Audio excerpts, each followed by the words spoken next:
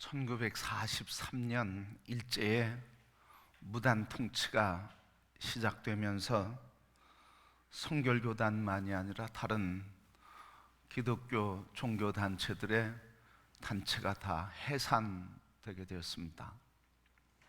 그로부터 종교 탄압이 본격적으로 시행됐고, 그리고 신사 참배를 요구하게 되었습니다.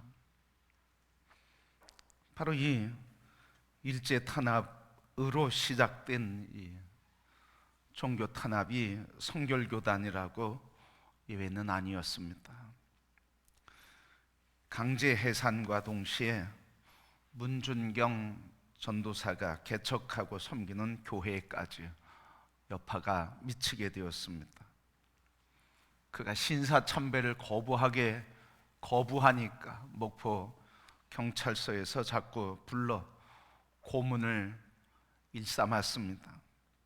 이때마다 문 전도사는 찬송을 부르며 환난과 핍박 중에도 성도는 신앙을 지켰네, 찬송을 불렀고, 또 에스더 4장 16절을 암송하면서 죽으면 죽으리라를 수없이 되풀이했습니다. 아무리 회유하고 협박해도 신사참배를 허락할 수가 없었던 것입니다. 이 고통이 지난 뒤에 해방이 되어 6.25 전쟁이 일어나고 공산당에 좌익 활동을 하면서 이 신안까지도 좌익 세력이 점령을 하게 되었습니다. 결국 그 신안 지역 전체가 인민군 손에 넘어가자 교회를 평소에 못마땅히 여겼던 이들이 문전도사와 교회를, 그리고 교인들을 못 살게 굴었습니다.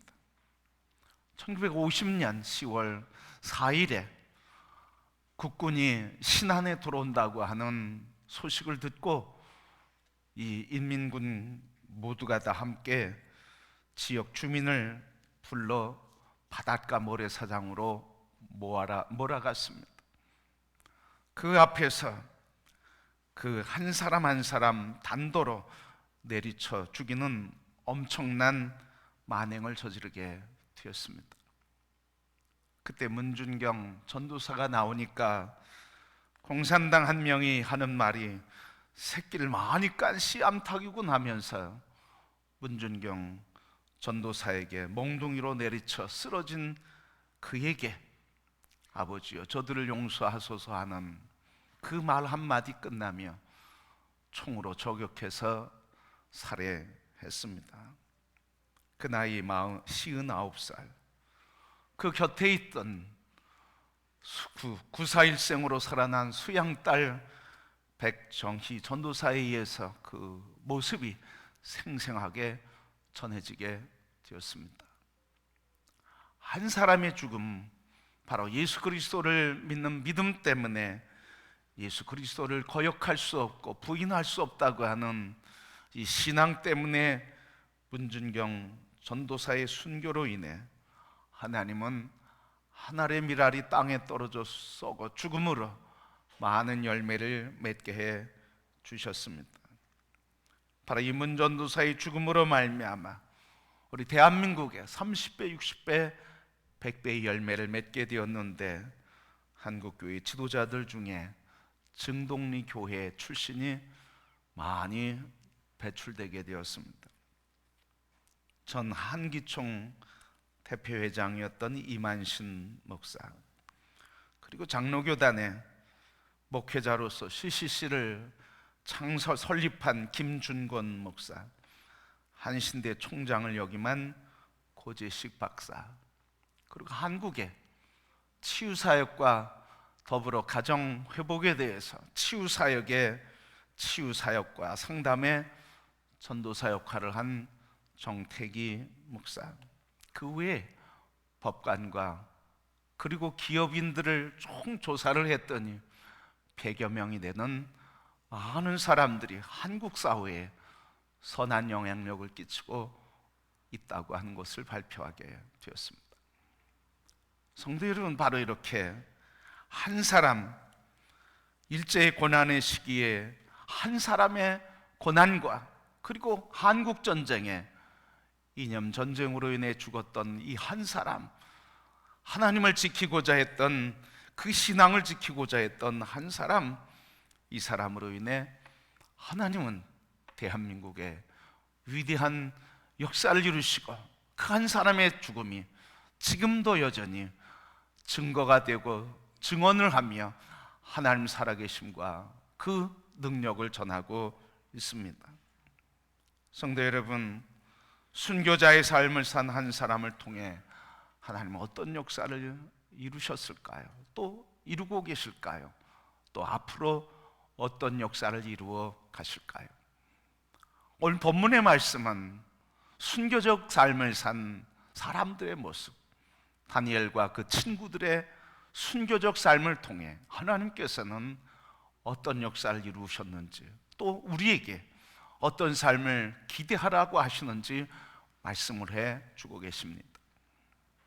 이스라엘이 완전히 남유다가 멸망하기 20여 년 전, 그리고 80년 동안 포로 생활하며 이스라엘을 재회복하고 재건축하게 하신 하나님의 역사가 있기 100여 년 전에 하나님은 미리 이 역사를 말씀해 주셨고 이 역사를 준비해 주셨고, 하나님 살아계신 하나님이요, 여전히 이스라엘을 지켜주시고 주권자 되신 하나님을 증거해 주고 계십니다. 성도 여러분, 오늘 이 다니엘과 그 친구들을 통해서 하나님은 오늘 우리에게 무엇을 말씀하고 계실까요? 오늘 이 시간에 다니엘과 그 친구들의 삶 속으로 들어가 하나님이 역사하신 역사를 함께 참여하며 함께 하나님이 이루시는 역사를 살아가는 성도들이 되기를 주님의 이름으로 소원하고 축복합니다. 자, 오늘 본문의 말씀은 느부갓네살 왕, 바벨론의 왕인 느부갓네살 왕이 금신상을 만들었습니다. 이 금신상이 얼마나 큰지 높이는 30m, 그리고 폭은 3m가 되는 엄청난 금신상이었습니다. 그리고 각 지역마다 다 명령을 내리기를, 소리가 날 때, 신호가 울릴 때마다 이 금신상에 절을 해라. 그런데 거기에 유일하게 절하지 않는 사람이 있었으니 그가 다니엘과 그 친구들이었습니다.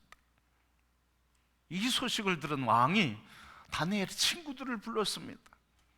불러서 하는 말이 오늘 본문의 말씀이고, 그 이어지는 내용이 본문 뒤에 계속되고 있습니다.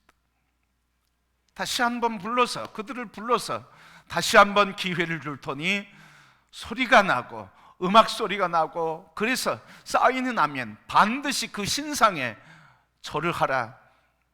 그러나 이 세 친구 하는 말은 이 왕에게, 왕이 하나님이 살아계신다고 하면 하나님이 우리를 구원해 주실 것이고 왕의 손으로부터도 건져 주실 것입니다. 그런데 하나님이 그렇게 하지 않으실지라도 우리는 그 신상에 절하지 않을 것입니다. 오늘 이 이야기입니다. 우상을 섬기며 그 신상에 절하라고 명령했지만 이 세 친구는 하나님이 우리를 지켜주지 않는다고, 그래서 우리가 죽는다 할지라도 우리는 그 신상에 절할 수 없다고 하는 결연한 고백과 선포를 이 왕에게 하게 된 것입니다. 이 고백은 뭡니까?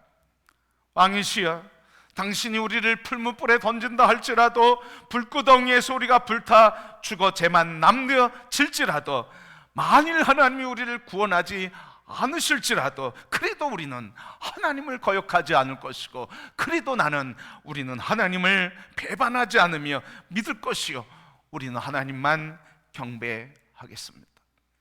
죽음과 삶이 신앙에 아무 장애가 되지 않았다는 거예요. 좋은 일이 있느냐 나쁜 일이 있느냐 그것이 아무 문제가 아니었다는 거예요. 사느냐 죽느냐, 생사에 관계없이 하나님을 신뢰하고 경배하겠다는 것.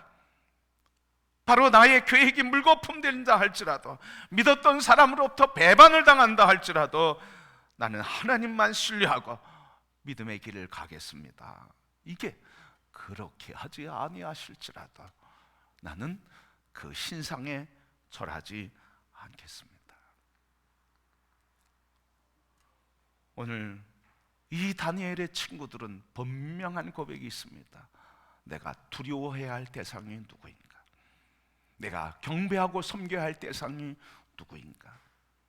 나를 죽이는 자가 아니라 나의 영원한 생명이 되신 이 하나님이 내가 진정으로 두려워할 뿐이고, 나를 어찌해야 할 사람, 어찌하는 사람들이 아니라 하나님만을 내가 섬겨야 할 대상임을 분명히 고백하고 있습니다. 성도 여러분, 오늘 우리는 누구를 두려워하고 있습니까? 많은 사람들이 두려워하는 대표적인 두 가지가 있습니다. 하나는 건강 문제입니다. 평소에는 그냥 나이가 들면 빨리 죽어야지 이렇게 얘기하지만 막상 병이 들면 우리 마음에 두려움과 공포심에 빠지게 합니다. 두 번째가 돈의 문제입니다. 돈 있어도 없고 없다가도 있는 거지, 평소에 얘기하지만 막상 돈 문제에 부닥치게 되면 생사가 갈려지는 비극의 사건이 일어나는 것입니다. 근데 이 돈 문제, 그리고 이런 건강의 문제, 그 밑바탕에는 무슨 문제가 있을까요? 그것은 바로 두려움이에요. 바로 두려움에 사로잡히면 우리의 삶이 흔들리게 되는 겁니다. 그런데 오늘 이 다니엘의 친구들은 인생의 생명의 문제, 그 깊은 생명의 삶과 생사의 문제 앞에서, 죽으면 어떻게 하나 하는 두려움 앞에서 두려움이 아니라 하나님을 붙들고 하나님 앞에 믿음으로 고백하며 담대히 서게 되었습니다. 이 결과가 뭘까요? 믿음으로 살면 승리한다고 했는데, 믿음으로 담대히 살면 세상을 이긴다고 했는데, 이 믿음에 고백한 결과는 무엇일까요? 그것은 첫 번째 왕의 분노였고, 두 번째 풀무불에 던져지는 비극이었습니다. 느부갓네살 왕이 이 이야기를 듣고 분노했습니다. 그리고 명령을 내렸습니다. 당장 이 사람들을 풀무불에 던져라. 그래서 신하들이 풀무불에 이 세 사람을 던지려고 하고, 그래서 던지는데 풀무불에 빠져 던져짐을 당한 세 사람은 그의 옷깃 하나, 머리털 하나 상하지 않고 그 불 속에 걸어 다니고 있는 것이 보였습니다. 그런데 이 불 속에 던졌던 사람들은 그 자리에서 그 불에 타 죽고 말았습니다. 그 모습을 본 이 느부갓네살 너무 놀라서 세 사람을 던졌는데 한 사람이 더 있어서 그들의 인도를 받고 그들이 그 안에서 아무 해를 입지 않는 것을 보면서 충격을 받고 그들을 다시 꺼내내라. 그러면서 28절, 오늘 본문 뒤에 28절부터 30절 말씀에 하나님을 찬양하며 이가 참 하나님이다 하며 전국에 명령을 내리기를, 하나님을 섬기던 자들을 해하지 말라. 성도 여러분, 바로 이렇게 믿음의 고백, 그 고백이 바로 인생의 문제에 아픔이었고 고난이었고 불구덩이에 빠지는 거였습니다. 그러나 여러분, 그 속에서 하나님은 건져주시고, 그래서 여전히 하나님은 이스라엘을 사랑하시며 이스라엘을 지키시며 이스라엘을 보호하시는 하나님, 그 하나님의 역사를 나타내 보여주셨습니다. 성도 여러분, 이 세상에 살면서 작은 문제 하나 없이 주님을 따른 사람은 한 명도 없습니다. 모두가 다 문제 속에 있습니다. 다 문제를 지니고 삽니다. 그 문제들 속에서 마음이 상하고 몸이 상하고 관계가 파괴되고 오해를 받으며 미움과 조롱을 당하는 많은 여러 가지 다양한 문제를 우리가 지니고 살아가고 있습니다. 그러나 오늘 다니엘을 통해서, 그 친구를 통해서 우리에게 주신 말씀은 무엇입니까? 내가 조롱을 당해도 미움을 받아도 내가 어떤 인생의 문제를 만나도 나는 하나님 그럴지라도 하나님을 섬기고 신뢰하고 예배하겠노라. 세상의 문제가 흔들지 못했습니다. 세상의 환란이 이 믿음의 사람을 쓰러뜨리지 못했습니다. 이 세상의 어떤 문제도 하나님에게서 이 사람을 띄워놓지 못했습니다. 성도 여러분, 오늘 이 다니엘의 친구와 같이 우리가 이 세상에 흔들리는 사람이 아니라 하나님이 날 도와주지 않아도, 하나님이 문제를 해결해 주지 않아도, 하나님이 나를 치료해 주지 않아도 그래도 나는 하나님을 신뢰합니다, 이런 믿음으로 세상을 승리하며 살아가는 성도들이 되기를 주의 이름으로 축복합니다. 다니엘의 친구들은 이 믿음이 어디에서 왔을까요? 이렇게 하나님 나를 내버려 둘지라도, 죽음의 자리에 나를 그냥 있게 할지라도, 내가 죽는다 할지라도, 하나님의 구원을 받지 못한다 할지라도, 하나님 그렇게 하신다 할지라도 나는 하나님을 예배하겠다고 하는 이 고백은, 이 믿음은 어디에서 왔을까? 이 믿음은 하나님의 선물이었습니다. 바로 하나님의 은혜였죠. 다니엘서 1장 9절 말씀 보면 하나님이 다니엘로 하여금 환관장에게 은혜와 긍휼을 얻게 하셨다. 포로로 잡혀가서 바벨론 교육을 3년간 배우면서 바벨론의 음식을 먹는데 다니엘은 그 음식을 거부하고 왕과 우상에게 드려지는 음식은 먹지 않겠다고 거부하며 난 채식을 하겠다고 할 때 하나님께서 이 환관장들에게 은혜를 베푸셔서 다니엘을 수원대로 채식을 열흘간 먹었더니 마르지 않고 오히려 더 혈색이 좋고 얼굴에 광채가 나요. 그래서 3년간 훈련을 받으면서 다니엘이 먹고 싶은 음식을 먹게 해주었습니다. 바로 이 다니엘과 그 친구들이 이런 그렇게 하지 아니하실지라도 하나님을 신뢰한다고 하는 이 믿음은 하나님 주신 은혜. 성도 여러분, 우리의 믿음은 내 힘에서 오는 게 아닙니다. 믿음의 주에 온전케 하시는 예수 그리스도를 믿을 때 우리에게 은혜로 선물로 주시는 하나님의 능력인 줄 믿습니다.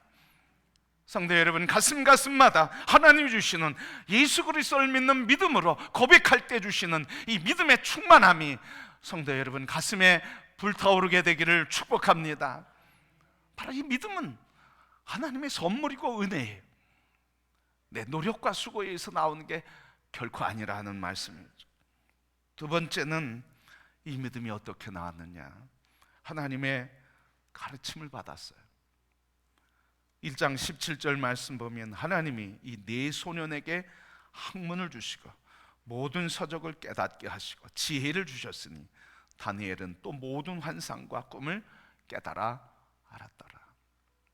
하나님께서 다니엘과 이 세 친구에게 가르쳐 주셨어요. 학문을 주시고 모든 서적을 읽을 때마다 깨닫게 해주시고, 그리고 지혜를 주셨고, 그리고 다니엘에게는 더하여서 모든 환상과 꿈을 깨달아 알 수 있도록 지혜를 주셨어요. 그러니까 이 믿음의 사람, 하나님께서 이 구원의 사람, 이 사람을 하나님께서 가르쳐 주셨다는 거예요. 하나님께서 은혜를 베풀어 주시고 말씀을 배우고 익히는 훈련을 하심으로 이 훈련을 통해서 다니엘과 그 친구들을 세우고 새 시대를 준비했습니다. 다니엘이 새 시대를 준비하는 선봉에 섰던 사람입니다. 그 친구들과 함께. 다니엘은, 그 친구들은 바벨론 포로로 잡혀갔는데 첫 번째로 잡혀갔습니다. 제일 처음에 잡혀간 1차 포로 진영이었죠. 1차 포로로 잡혀갔는데, 포로로 잡혀가서 이 다니엘이 정치 사회에 영향력을 행사하는 사람으로 세움받았습니다. 그러니까 그 당시에 포로로 잡혀가 낙심하고 절망했던 그들에게 하나님께서는 낙심하지 말아라, 절망하지 말아라, 내가 너희를 위한 계획이 있는데 다니엘과 그 친구들을 보아라, 내가 여전히 내 민족, 내 이 백성, 내 이스라엘을 포기하지 않고 있다. 그러니 너희들 나만을 경외하라, 나만을 섬기라. 하나님께서 증거로 보여주셨고, 이 증거를 받은 포로들이 믿음으로 살았고, 2차, 3차 잡혀온 포로들이 이 다니엘의 신앙과 그 친구들의 신앙을 보면서 포로로 잡혀가서도 신앙의 삶을 살게 된 겁니다. 그래서 에스라, 에스겔, 느헤미야 다 이 신앙의 계보에 있어요. 그래서 이들이 이스라엘이 멸망한 뒤에 80년 뒤에 다시 예루살렘을 재건하며 이스라엘의 영적 공동체를 회복하는 하나님의 사역을 했습니다. 성도 여러분, 하나님이 주신 교훈이 뭡니까? 하나님이 새 일을 이루기 전에 뭘 하셨다고요? 새 일을 하기 전에 하나님 가르쳐 주셨어요.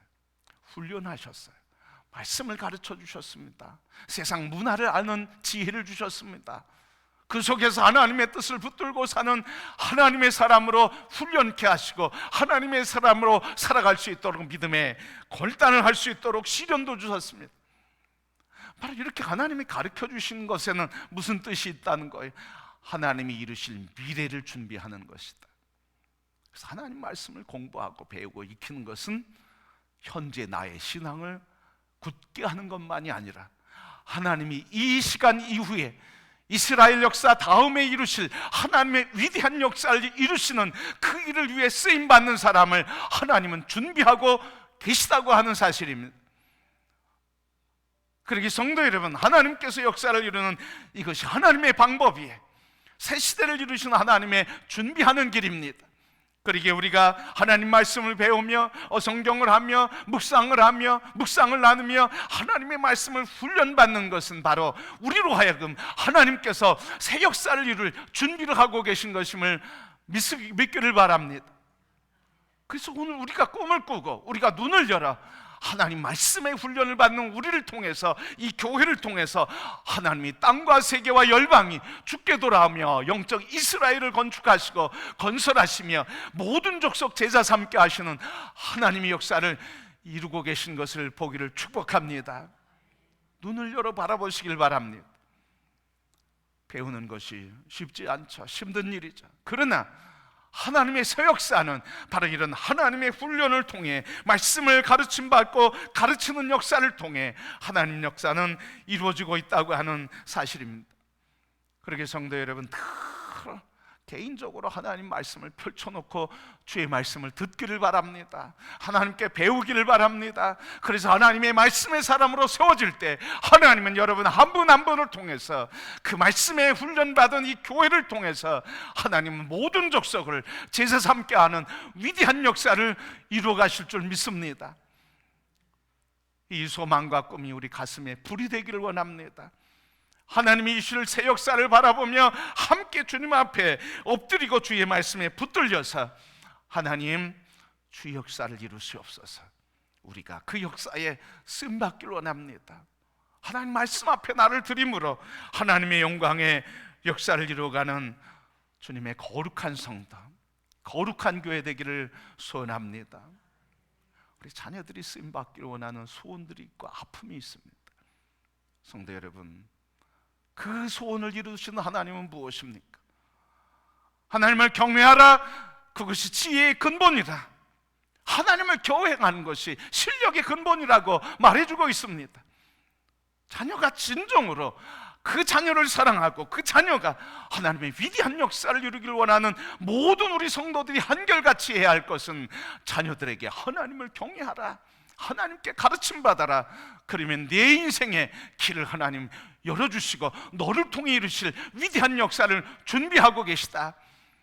그래서 여러분의 가정과 우리의 가정과 자녀들이 다 하나님으로부터 가르침받으며 위대한 쓰임을 받는 존귀한 가정과 자녀들이 되기를 주님의 이름으로 축복합니다. 마지막으로 이 다니엘과 그의 친구들이 믿음을 갖고 살아갈 수 있었던 이유는 바로 친구들이 있었다는 거예요. 혼자가 아니라 이 친구들이 같이 말씀의 훈련을 받으며 같이 하나님의 은혜를 나누며 하나님의 증거들을 나누며 서로 격려해 주었던 영적인 친구들. 세상의 시련과 환난과 문제 속에서도 세상에 휩쓸려가지 않고, 세상에 그렇게 휩쓸려가지 않고 오직 우리는 하나님 말씀 붙들자고 서로를 붙잡아주고 서로를 세워주며 서로를 위해서 중보하며 기도해줬고, 세상의 문제에 둘러싸여 있고, 그리고 이 불구덩이 속에서도 서로를 손잡아주며 끝까지 믿음으로 하나님을 이렇게 이럴지라도 하나님 경외하자며 영적으로 돕고 영적으로 기도해줬던 친구. 여러분, 우리 좌우 앞뒤에 있는 우리 성도들이 이런 영적 친구가 되기를 축복합니다. 이런 친구가 있을 때 믿음의 삶을 끝까지 살아갈 수가 있어요. 오늘 바로 하나님께서는 이렇게 우리에게 친구가 되어주시고, 우리를 지금도 가르쳐 주시고, 지금도 하나님의 역사를 이루어가고 계십니다. 요한복음 15장 15절, 이제부터는 너희를 종이라 하지 아니하리니 종은 주인이 하는 것을 알지 못함이라. 너희를 친구라 하였노라.